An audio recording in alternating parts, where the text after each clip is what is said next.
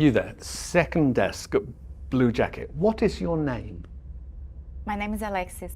Alexis, please leave my lecture room. I don't want to see you at one of my lectures ever again. I don't understand. I am not going to ask a second time. Thank you.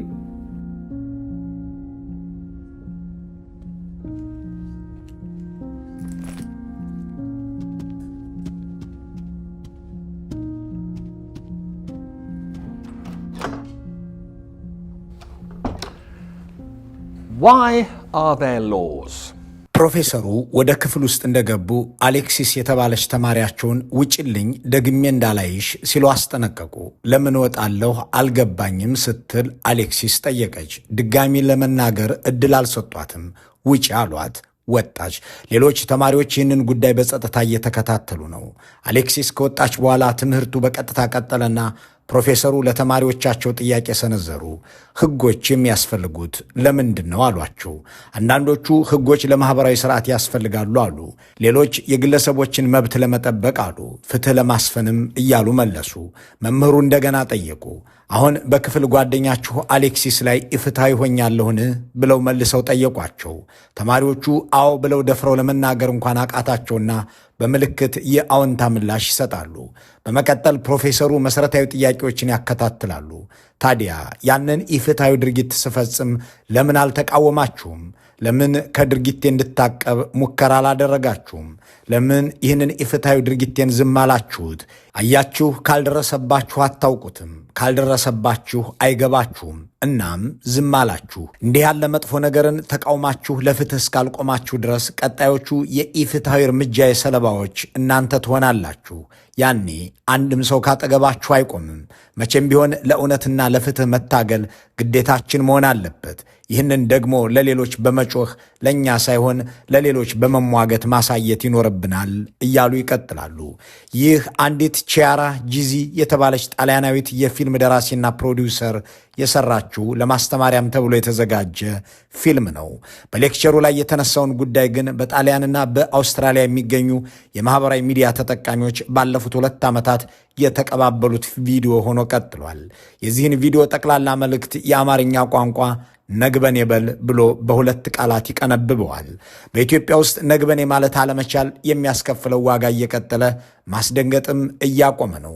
በሌሎች ላይ የሚፈጸምን ፍርድ ኢፍትሐዊ ነው ብሎ የሚጠይቅ ሰው በመጥፋቱ ሰውን እንደ ጅብ እንዲገደል እንደ ፍየልም እንዲታረድና ተጠብሶ እንዲበላ የቀሰቀሰ መንግስት፣ ሰውን ዘቅዝቆ ሲገድል ቆሞ ያስፈጸመ ሰራዊት ያሰማራ ስብስብ፣ የሴትን ልጅ ጡት ቆርጦ በምስል ሲያሰራጭ ደስ የሚለው አገዛዝ፣ ሰውን ገድሎ አስከሬን በአህያ የሚጭን መከላከያ ሲታይ ነግበኔ ማለት አልተቻለም። የሀገሪቱ መሪ ሰዎችን የቀን ጅብ ናቸው ሲሉ አማካሪዎቻቸው በልተናቸው እንቀደስ፣ ለልጆቻችን ማስፈራሪያ ሊሆኑ የሚገቡ ጭራቆች ናቸው ወዘተ እያለ ሲናገሩ ቤቱ እስኪደርስ ዝም ማለት ሳይበቃው ውሸት ነው እያለ ተገቢም ነው እያለ ሲያዳምቅ የነበረው ብዙ ነው።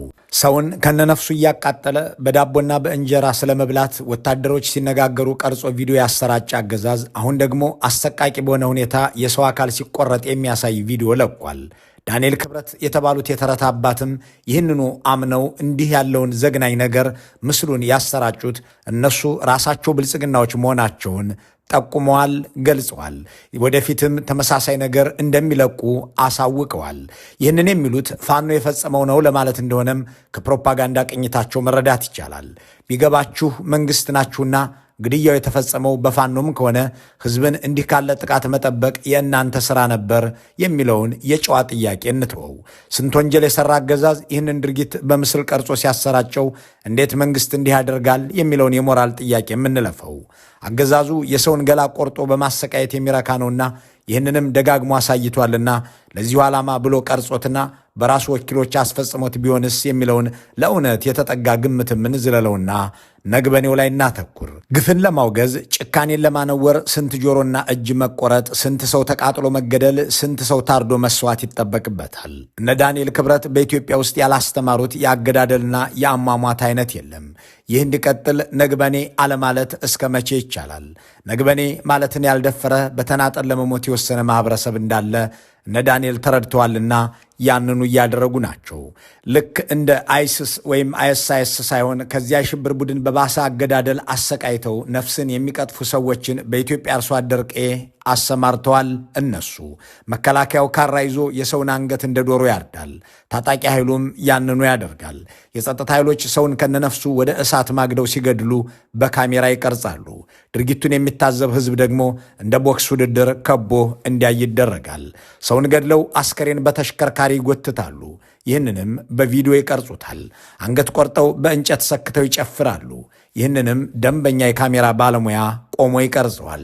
ምድራችን ላይ ከታዩ የ21ኛው ክፍለ ዘመን የከፉ ሽብርተኞች መካከል ዋና የሆነው አይኤስአይኤስ እንኳን ያላደረገው ነገር በኢትዮጵያ ምድር በተደጋጋሚ በልዩ ልዩ አይነት ይታያል። ግድያውን ሆነ አገዳደሉ ብዙ ጭካኔ ተጨምሮበት በሊቢያ ሳይሆን በኢትዮጵያ መፈጸም ከጀመረ 6 ዓመታት አልፈዋል። ሰዎቹ ሲገደሉ ብቻ ሳይሆን አስገድደው ሲደፍሩም ይቀርጻሉ። ከዚያም ለሕዝብ ያሰራጫሉ። እናት የልጇን ታርዶ መሞት፣ አባት የአብራኩን ክፋይ ተቃጥሎ መገደል የሚሰሙት በሚዲያ ብቻ አይደለም፣ በአካልም ነው። ከ5 ወራት በፊት በኦሮሚያ መከላከያና የክልሉ ልዩ ኃይል እናትና አባትን ጠርተው እንዲያዩ እያደረጉ ልጅን አጠገባቸው ሲገድሉ በቪዲዮ ቀርጸው አሰራጭተዋል። በዚህ ዝግጅት በካሜራ ተቀርጸው ወደ ሚዲያ የደረሱ ግን ሟች ከኔ ወገን አይደለም በሚል እንዲረሱና እንዲድበሰበሱ ያደረጋቸውን ታሪኮች እንመለከታለን። ገዳዮች ቪዲዮ ቀርጸው ወይም ተቀርጸው ለማህበራዊ ሚዲያም ሆነ ለዓለም አቀፍ መገናኛ ብዙሃን የደረሱ ታሪኮችን የት ምን መቼ ተፈጠረ፣ ከዚያስ የህብረተሰቡ ምላሽ ምን ሆነ የሚለውንም እናክላለን። ነግበኔ ማለትስ ያለብን መቼ ነው ስንልም እንጠይቃለን። ሆኖም እነዚህን አሰቃቂ ሁነቶች የተመልካቾቻችንን ስነ ልቦና ላለመረበሽ ስንል ምስላቸውን ማሳየት አልወደድንም። ታሪኮቹን ግን አንድ ባንድ እናስታውሳችኋለን። የደረስንበትን ያህል አራጅና ካሜራማኖች፣ ባለ ካሜራዎቹ አራጆች ማልጀት ከፈል ተመን ከፈልቱ ይህ ሰው ከዛፍ ጋር ታስሮ ገንዘብ እንዲከፍል የሚጠየቀው በአንድ ስሙ ባልታወቀ የኦሮሚያ ክልል ውስጥ ነው። ይህንን ቪዲዮ ቀርጸው የለቀቁት አጋቾች ከዚያ በኋላ ይረዱት አሊያም ጠብሰው ይብሉት የሚታወቅ ነገር የለም። ይህ በአማራ ክልልም ሆነ በኦሮሚያ እንዲሁም በሌሎች አካባቢዎች በየቀኑ እየተከሰተ የሚውል ተራ ጉዳይ ሆኗል። አሰቃቂ አገዳደሎችን ማህበረሰቡ እንዲለማመድ የተደረገው ነሐሴ 6 2010 ዓ.ም ከብልጽግና መምጣት 3-4 ወራት በኋላ ነው። በዚያ ብልጽግናዊ ጫጉላና መደመራዊ መንጋ አገሩን በሞላበት ወቅት በሻሸመኔ ከተማ የተጀመረው ነውር ሰውን ዝቅዝቅ ሰቅሎ በመግደል አንድ ብሎ የቀጠለ ነው። በዚያች ዕለተ ሰንበት ነሐሴ 6 2010 አንድ ሰርቶ አዳሪ ለፍቶ ከመኖር ውጭ የገዳዮቹን ፖለቲካ የሚያውቅ ሰው ተይዞ በደቦ ተገደለ። ነፍሱ ስታጣጥርም በቋሚ እንጨት ላይ ዝቅዝቅ ሰቅለው ገደሉት። ይህንን ሲያደርጉም የኦሮሚያ ልዩ ኃይል ቆሞ እንዲመለከታቸው አደረጉ። ተቆጥሮ የማያልቅ ሕዝብ አጅቦ አስፈጸመ። ሟቹን ለማዳን ነውሩን ለመቃወም የደፈረም የፈለገም ሰው አልታየም። ያለ አንዳች መስተጓጎል አንድን ኢትዮጵያዊ ዘቅዝቀው የገደሉት ሰዎች ሕዝብ እያያቸው ወንጀሉን ከፈጸሙ በኋላ ያወገዛቸውም የጠየቃቸውም መንግስትም ሆነ ተቋም የለም። ይህ ነገር እንዲቆም የጠየቁ ፍትህ እንዲሰፍን የተማጸኑ ሰዎችም ለውጡ የመጣባቸው ተብለው የእነሱም ዕጣ ፈንታ ተመሳሳይ ሊሆን እንደሚችል የሚዝት በዛ። በሻሸመኔ ከተማ በደቦ የተጀመረው ፍርድና አገዳደልም በካሜራ እየተቀረጸ ሰፍቶና ተስፋፍቶ ጠመንጃ የያዘ ሁሉ የሚያደርገው በጉልበቱ የሚተማመን ሁሉ የሚፈጽመው መንግስት በበላይነት የሚያከናውነውና የሚመራው ሆነ። ከዚያም በትግራይ፣ በአጣዬ፣ በደብረ ታቦር፣ በከሚሴ፣ በወሎ፣ በቤኒሻንጉል፣ በወለጋ ቀጠለ። ሃይባ የሌለው ገዳይ ጠመንጃ የታጠቀ ሰው ብቻ ሳይሆን መከላከያውም ካራ ይዞ በሰዎች አንገት ላይ ዋለ። ይህም ጀግናው መከላከያ ሰራዊታችን አስባለው። ሌላኛው የዘመናችን አሰቃቂ ግድያ አይስን ባስናቁ ሰዎች የተፈጸመው በመንግስት ወታደሮች ነው። ይህንን በቪዲዮ ቀድተው አሰራጭተውታል። የካቲት 24 2014 የሆነ ነው። በቤኒሻንጉል ክልል መተከል ዞን ጉባ ወረዳ አይሲድ ቀበሌ ውስጥ የመንግስት ወታደሮች የገደሏቸውን ሰዎች ሰብስበው ይዘው ይታያሉ። አስከሬናቸውንም በእሳት ማቃጠል ይጀምራሉ። በሚንቀለቀለው እሳት ላይ አንድ ሰው ከነነፍሱ ጨመሩ። ወደ እሳቱ የሚጨምረው ሰው ኧረ በእናታችሁ እያለ ሲማጸን በተቀረጸው ቪዲዮ ላይ ይሰማል። የሚያቃጥሉት የመንግስት ወታደሮች ደግሞ አቃጥሉት፣ እኛም የተቃጠልነው እንደዚህ ነው ይላሉ። በዙሪያቸው የከበባቸው በርከት ያለ ሲቪል ማህበረሰብም በሳቅና በደስታ ተውጦ ድጋፍ ይሰጣቸዋል። በዳቦ እንብላቸው ወይስ በእንጀራ እያሉ በእሳት የሚጠበሱትን ሰዎችም ስለ መብላት ያወራሉ። በዚህ መልኩ በጠቅላላው 10 ሰዎችን በእሳት አነደዱ። በኋላ ላይ ራሱ ያገዛዙ የሰብአዊ መብት ኮሚሽን እንዳስታወቀው ከተገደሉት 10 ሰዎች መካከል 8ቱ በአካባቢው ነዋሪ የነበሩ የትግራይ ተወላጆች ሲሆኑ 2ቱ ደግሞ በወቅቱ ድርጊቱን የተቃወሙ የጉምዝ ተወላጆች ናቸው። 8ቱ የትግራይ ተወላጆች ከመተከል እስር ቤት ወጥተው የይለፍ ወረቀትም ይዘው ወደ መኖሪያ ቤታቸው ለመመለስ ሲጓዙ በመንግስት ወታደሮች መያዛቸውንና በወቅቱ አገዛዙ የትኛውንም የትግራይ ተወላጅ በየትኛው መንገድ የመግደልን ስልጣን በሰጠው መብት መሰረት የተያዙ ሰዎች ናቸው። በጊዜው የትግራይ ሰው በአብይ አህመድ ቋንቋ ተቀጥቅጦ መገደል ያለበት የቀንጅብ ተነቅሎ መጣልም የሚገባው አረም ነበርና አንድን ትግራዋይ መግደል አንድን የቀንጅብ እንደ መግደል ወይም አንድን አረም እንደ መንቀል ይቆጠር ነበር። በወቅቱ ነግበኔ ብሎ እንዲህ ያለውን ነገር መቃወም ጁንታስ ብሎ ያስረሽን የነበረ መሆኑን እያወቁም በቦታው የተገኙ 2 የጉምዝ ተወላጆች ነገሩን ለመቃወም ደፈሩ። ከዚያ ሁሉ ሰው 2 ሰው ብቻ። ሆኖም እነሱም ከተጋሩ ወገኖቻቸው ጋር በጥይትም በእሳትም እንዲቃጠሉ ተደረገ። ይህንን ነውር ከቦ ሲያዳምቅ የነበረ የህብረተሰብ ክፍል ሳይበቃ በወቅቱ የእኛ ብሔር ሰዎች ካልሆኑስ ችግር የለውም በሚል የሚያወግዝ ጠፋ። የእጃቸውን አገኙ የሚልም ጥቂት አልነበረም። ገጥመን መስሎኝ እያለ የተሳለቀ አዝማሪም ነበረ። እንዲህ ያለውን የዘመን ጉድ ነግበኔ ማለት ያልቻለ ይልቁንም የደገፈ ማህበረሰብ እየቀረጹ ለሚገድሉት ባለካሜራ አራጆች ተመቻችቶ አንገቱን ይሰጣል። ግፍም ቤትና ብሔር አይመርጥምና ቀጠለ። ገዳዮችም ግዳያቸውን ብቻ ሳይሆን አገዳደላቸውንም በካሜራ ቀርጸው ማሰራጨቱን ገፍተውበት በአማራ ክልል ሰሜን ሸዋ አንጾኪያ ገምዛ ወረዳ ውስጥ ያደረጉትን እናገኛለን። የብልጽግናው አገዛዝ ወደ ስልጣን ከመጣ በኋላ የሰው ነፍስ ረክሶ ሞትም ቀላል ዜና ሆኖ እልቂት የየማለዳ ተግባር ከሆነባቸው አካባቢዎች አንዱ በአማራ ክልል ሰሜን ሸዋ ቆላማው አካባቢ ይገለጻል። በ2015 ክረምት አይስን ያስናቁ ኢትዮጵያውያን የፈጸሙትን ግፍ ቀርጸው በቪዲዮ አሰራጭተዋል። በዚያ ጎምዛዛ ክረምት በአምጾኪያ ገምዛ ወረዳ እንዲሆነ ይህ በምስሉ ላይ የሚታየው ወጣት አንዲትን ባጃጅ በማሽከርከር ኑሮውን የሚገፋ ሰው ነበር። በዚያ ክረምት በሥራ ላይ ያለ መንግሥት ተቃዋሚዎቹን እንዲመስሉ ብሎ ያሰማራቸው በአማራና በኦሮሞ ሕዝቦች መካከል ጦርነት ለመቀስቀስ ይጠቅሙኛል ብሎ ያስታጠቃቸው ታጣቂዎች በድንገት አስቆሙት። እነሱ የሚናገሩትን ቋንቋ እንዲናገር ሲጠይቁት አልችልም አላቸው። ወዲያውኑ ተኩሰው ገደሉት። ገድለው ግን እርካታ አልተሰማቸውም። በወንድ አካሉ ላይ ገመድ አስረው ሲጎትቱት የሚያሳይ ቪዲዮ ቀርጸው ለቀቁ። ይህንን የሚያወግዝ ሕዝብ ነግበኔ የሚል ማህበረሰብ ግን ያኔም አልታየም። አስከሬን ማቃጠልና መጎተት እንደ ትልቅ ልምድና ፋሽን የወሰዱት ገዳዮች በደብረታቦር ከተማ ደግሞ በ2013 ክረምት ተመሳሳይ ነገር ፈጽመው በቪዲዮ ለቀው አሳይተዋል። ሟች በከተማው ውስጥ ለብዙ ዘመናት የኖሩ መተዳደሪያቸውም ንግድ የሆነ አንዳችም የፖለቲካም ሆነ የትጥቅ ልምድ የሌላቸው ወይዘሮ ናቸው። በዚያ መንግሥት መራሽ እብደት በሚከናወንበት ከአብርሃም በላይና ዮሐንስ መንጋግ በቀር ትግራዋይ ሁሉ ጁንታ በተባለበት ሰሞን በ2013 ክረምት ላይ ገዳዮች ብሔርሽ ከኛ ዘንድ አይደለም ብለው ገደሏቸው። ቀጥለውም ግዳይ መጣላቸውን ለከተማው ሕዝብ ለማሳየት የሴትዮዋን አስከሬን በመኪና እየጎተቱ አስፓልት ላይ ይዘው ወጡ። ይህንን የሚገስጽ አባት አረ ነውር ይብቃን ብሎ የሚቆጣ ማህበረሰብ ተዉ የሚል ትልቅ ሰው በጠፋበት ዘመን የአገዳደል እሽቅድድም ቀጠለ። ነዳጅ ቢኖር አሪፍ ነበር። እነዚህ ህንዳዊ መሆን ነው። ህንዳዊ ጥይት አታባክን። ህወሓት ያሸንፋል አለ። መጨረሻው ይሄ ነው እንግዲህ። ታሸንፋላችሁ፣ አይዟችሁ። ይሄኛው አገዳደል ዓለምን ያስደነገጠ ሆኖ ከቢቢሲ እስከ አልጀዚራ ከሲኤንኤን እስከ ቻናል 4 ድረስ ብዙ ዶክመንተሪ የተሰራበት ነው። ገዳዮቹ መከላከያዎች ናቸው። ቪዲዮውን የቀረጹትም ራሳቸው መከላከያዎች ናቸው። መከላከያዎች እነዚህን በምስሉ ላይ የሚታዩትን ገበሬዎች ያዙ። ቁጥራቸው 43 ይሆናል። ቄሶች፣ ተማሪዎችና አዛውንቶች ያሉበት 25ኛ ክፍለ ጦርን የሚመራው አዛዥ ሴት የሰራዊቱን አባላት መግደል እንዲለማመዱና እንዲደፋፈሩ በሚል እነዚህን 43 ሰዎች መማሪያው ሊያደርግ ወሰነ። እናም ወደ አንድ ገደላማ ቦታ ወስዶ እንዲገደሉ አዘዘ። ማኅበረ ደጎ የተባለው ቦታም ይህ ተግባር ይፈጸምበት ዘንድ ተመረጠ። የክፍለ ጦሩን የካሜራ ባለሙያም ወደ ቦታው ልኮ አገዳደሉን ትቀርጻለህ ሲል ትዕዛዝ ሰጠው። 43ቱ ሰዎች ሲገደሉም ካሜራው ቀረጸ። ሁኔታውን የቀረጸ ወታደር እንዲህ ይናገራል። የ5ኛ አንደኛ ብርጌድ ካሜራማን ነኝ። ያው ስሜ ስጦታው አለማየሁ ይባላል። ያው በማኅበረ ደጎ ላይ የተፈጸመው ድርጊት በሰዓቱ በቦታው እኛ ነበር። የ5ኛ አንደኛ ብርጌድም እንደ አጠቃላይ እንደ 25ኛ እዛ ነበር። ያ ድርጊት የተፈጸመው በ25ኛ ክፍለ ጦር ነው። በሰዓቱ ክፍለ ጦር አዛዥ የነበረው ኮሎኔል ሶፊያን ይባላል። ከዛን እና እነዚህ ሰዎች እንደመጡ ሊገደሉ ከዛን ሴቶች በዚህ ግድያ ላይ እንዲደፋፈሩ ሴቶች እና ይምጡና አለ።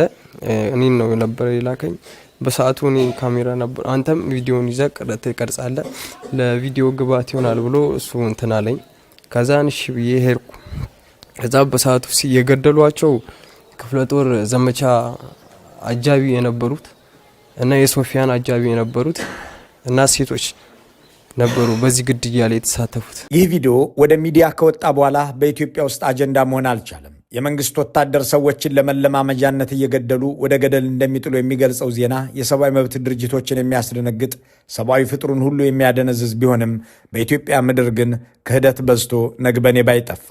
የዘመኑ አዋቂ ነኝ ባይ የማህበራዊ ሚዲያ መንጋም ውሸት ነው፣ የደማሪውን መንግስታችን ስም ሊያጠፉ ነው ብሎ ያስተባብል ዘንድ ቀጠለ። ይህንን የሚዘግቡ ጋዜጠኞችንም ስቀልልን፣ ግደልልን አለ። ይሄኛው ደግሞ ወታደር ነበር። የትግራይ ሰራዊት አባል ሆኖ በብልጽግና መከላከያ ሰራዊት ተማረከ። ማራኪዎቹ ሲይዙት ጀምረው ወደ መኪና ጭነው ሲወስዱትም በካሜራቸው እየቀረጹት ነበር። በመጨረሻም ይህ በምስሉ ላይ ካራ ይዞ የሚታየው ወታደር ሲያርደው የሚያሳይ ቪዲዮ ተለቀቀ። በወቅቱ አባት ልጃቸው ሲታረድ የተመለከቱት በድንገት ከፌስቡክ ላይ ነበር። እሳቸው አዲስ አበባ ነበሩ። ወደ ፌስቡክ ያመጡት ባለ ካሜራ ራጆቹ የመከላከያ ሰዎች ነበሩ። እነዚህ የመንግስት መከላከያ ወታደሮች ደግሞ በእግራቸው ረግጠውት የሚታየው በትግራይ ክልል ውስጥ በነበራቸው ዘመቻ ከገደሏቸው ሲቪሎች የአንዱን ነው።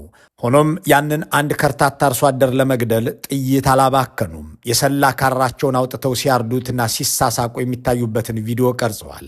መሞቱን ሲያረጋግጡም በቃ ተዉት፣ ጨርሰነዋል ይባባላሉ። በዚያው ሰሞን አንድ ስሙ ባልታወቀ ቦታ ላይ ደግሞ ሌላ አሰቃቂ ተግባር እየፈጸሙ ቀርጸዋል። በቁጥር 20 የሚሆኑ የመከላከያ ወታደሮች ከበው በቆሙበት ቦታ ላይ ከመሃላቸው አንድ የሚንቀለቀል እሳት አለ። ከሚንቀለቀለው እሳት ላይ አንድ ዕድሜው 17ና 16 ዓመት የሚገመት ታዳጊ እየተጠበሰ ነው። በእሳት የሚያቃጥሉት አልበቃ ብሏቸው አንዲት 12 ዓመት ገደማ የምትገመትን ልጅ ድንጋይ እየወረወረች እንድትቀጠቅጠው ያደርጋሉ። እነሱም በእንጨት ይመቱታል። ያቃጠሉት ሰው መሞቱን ሲያረጋግጡ በቃ እንሂድ ሞቷል ብለው ይበታተናሉ። በ2015 የመጀመሪያ ወራት ደግሞ በወለጋ አይኤስን የሚያስንቅ አይኤስስም አይችልም የሚያስብል ሌላ ነውር ሲፈጸም ታየ። ታጣቂዎቹ አርሶ ከመኖር የዘለለ አንዳችም ጥቅፋት የሌለባቸውን አርሶ አደሮች ገደሉ። ገዳዮቹ የገደሏቸውን ሰዎች የራስ ቅል በእንጨት ላይ ሰክተው እየጨፈሩ ታዩ። ይህንንም የሚያወግዝ በዚህም የሚያዝን ሰው ግን ጠፋ። ነግበኔ የሚል የአገር ሰው ቸገረ። አረ ወዴት እየሄድን ነው የሚል የአገር ሽማግሌ አልታይ አለ። በዚያ የመንጋነት ዘመን የአማራ ልዩ ኃይል የተባለው የአብይ አህመድና የተመስገን ጥሩነህ ሚሊሻ በኬሚሴ ሰዎችን ከመኪና ላይ እያስወረዱ ሲረሽኑ ቀርጸው ቪዲዮአቸው በኋላ ላይ ከቢቢሲ እጅ ገብቶ የዓለም ዘገባ ሆኖ እንደነበረም አሁን ተዘንግቷል። በዚህ መልኩ የቀጠለው ጭካኔ አሁን ላይ ወረኢሉ ደርሷል። ይህንን አጋጣሚ ተጠቅሞም መንግስት ቪዲዮ እያሰራጨ ነው። ሰው ሲያቃጥል፣ ሰው ሲሰቀል፣ ሰው ሲቀቀል ያሳየ መንግስት አሁን ደግሞ የቀረጹት ጽንፈኞች ናቸው ያደረጉትም እነሱ እዩልኝ ብሎ ቪዲዮውን ለቆ እያስጮሆ ነው። የዘመናችን ኢትዮጵያውያን አይኤሶች ሴቶችን ሲደፍሩም ቀርጸው ይለቃሉ። ከአንድ ዓመት በፊት በምስራቅ ወለጋ ነቀምት የተፈጸመው ጥሩ ማሳያ ነው። ነውር ብርቅ ያልሆነባቸው እነዚሁ የጭካኔ አውራዎች 4 ናቸው። 2 ታዳጊ ልጃገረዶችን እየተፈራረቁ ሲደፍሩና እየተፈራረቁ ሲቀርጹ የሚያሳይ ቪዲዮ የለቀቁት ባሳለፍነው ዓመት ጥቅምት ነበር። የሚደፍሯቸውን ታዳጊዎች ቪዲዮ በሚገባ ያሳያሉ። የእነሱ ግን ድምፁ ብቻ የሚሰማ ነበር። ከ4 ዓመታት በፊት አንዲትን ሴት በቡድን ደፍረው በመጨረሻም በሴት አካሏ ውስጥ ሚስማር፣ ፌስታሎችና ሌሎች መሰል ባዕድ ነገሮችን ጨምረው መሄዳቸውን የሚያሳይ ቪዲዮ በአዲግራት ሆስፒታል በኩል ይፋ ሆኖ የዓለም መገናኛ ብዙሃን አጀንዳ አድርገውት ነበር። ይህንንም እንኳን ተርታው ሕዝብ ጌታቸው ረዳም ረስተውታል። እነዚህን ነውረኛ ታሪኮች ባለፉት ዓመታት ውስጥ ተፈጽመው በቪዲዮ ለሕዝብ እንዲደርሱ ከተደረጉት መካከል እጅግ ጥቂቶቹ ናቸው። የዘመኑ ሚዲያ የያዛቸው በየሰው ሞባይል ላይም የተቀመጡ አያሌ ጭካኔዎችን፣ አእምሮን የሚያዝሉ በርካታ አገዳደሎችን በቪዲዮ ቀርጸው ተሰራጭተዋል። እነዚህን ድርጊቶች ግን አንድም ቀን መንግሥት ያወግዛቸው ተሰምቶ አይታወቅም። የራሱን ወታደሮች እንዳርዱበት ካራ እንዳቃጥሉበት ክብሪት ታስይዞ የሚያሰማራ አገዛዝ በሻሸመኔ ሰው ተዘቅዝቆ ቢገደል፣ በወለጋ አንገት ተቀልቶ ቢሰቀል፣ በቤኒሻንግል ሰው ከነነፍሱ በሳት ቢቃጠል፣ በትግራይ ተገድሎ ወደ ገደል ቢጣል፣ በጎንደር አስከሬን በመኪና ቢጎተት እየተጣደፈ ባሰማራው የማህበራዊ ሚዲያ ሰራዊት በኩል እንዲሰራጭ ያደርጋል እንጂ ሊደነግጥ አይችልም። ማህበረሰብም በቺያራ ጂዚ ፊልም ላይ እንደሚተውኑት ፕሮፌሰር ነግበኔ በሉ ማለት ተስኖት በፈረቃ እየተቀረጸ ይታረዳል። የሂትለርን ጄኖሳይድ ከከተቡት ተመራማሪዎች መካከል ፕሮፌሰር ሃናህ አረድት እንዲህ ያለውን ልምድ ዘ ባናሊቲ ኦፍ ኢቭል ስትል ትጠራዋለች። ክፋትንና ጥፋትን መለማመድ እንደ ተራም ነገር መውሰድ ማለቷ ነው። ይህ እንደሆን ተግቶ እየሰራ ያለው የብልጽግና መንግስትም ይህንኑ የበለጠ ተራና ቀላል ነገር ተደርጎ እንዲወሰድ ለማድረግ ቪዲዮ እያሰራጨ ነው። ዳንኤል ክብረት አሁንም ይቀረኛል እለቃለሁ እያሉ ነው። መልካሙን ሁሉ በመመኘት በዚሁ እንሰናበታለን።